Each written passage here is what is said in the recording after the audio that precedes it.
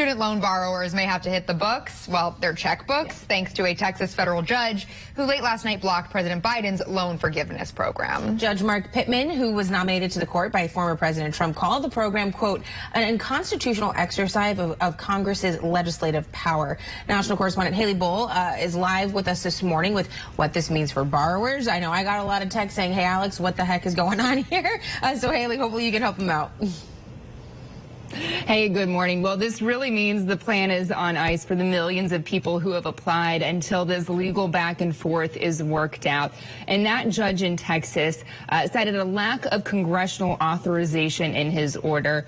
This plan had canceled up to $20,000 for Pell Grant recipients and up to $10,000 for others with loans held through the Department of Education for those who made up to $125,000 a year. Now, in the ruling, the judge states, quote, the court is not blind to the current political division in our country, but it is fundamental to the survival of our republic that the separation of powers as outlined in our Constitution be preserved.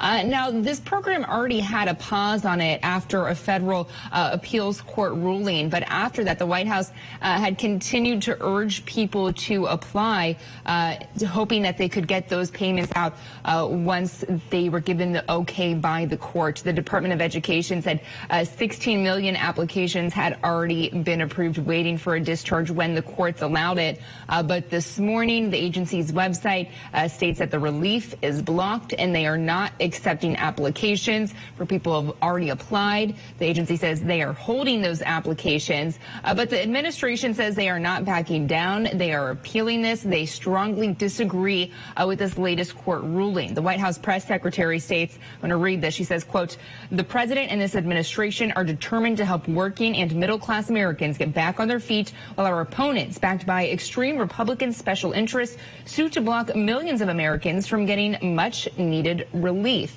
Now, the plan upheld a Biden campaign promise. It was frequently underscored in the campaign season ahead of the midterm election, and was also criticized by some Republican lawmakers over the spending amount on it. But as the president heads overseas for different summits following a midterm election that the Democrats have really celebrated, this ruling is really a setback for his plan. Listen to what he had said just after the midterm election before this ruling came out. You all made this possible, and we're just getting started. We're just getting started. We saw extraordinary results in these midterm elections that no one thought possible. More independents voted for Democrats and Republicans in this election. Young people, you voted at historic numbers again, just as you did 2 years ago. Young people voted to continue addressing the climate crisis, gun violence, personal rights and freedoms, student debt relief, all those things, which you stepped up to do. Now, keep in mind, part of this student debt relief program for the White House was to help provide a little bit of relief, as they described it, for folks as that pandemic era repayment pause ended at the end of the year. So one question is if there's any impact, if any, to that. And that's something we will watch for in the coming days. Lindsay? All right, national correspondent Haley Bull live in D.C. Thank you so much, Haley.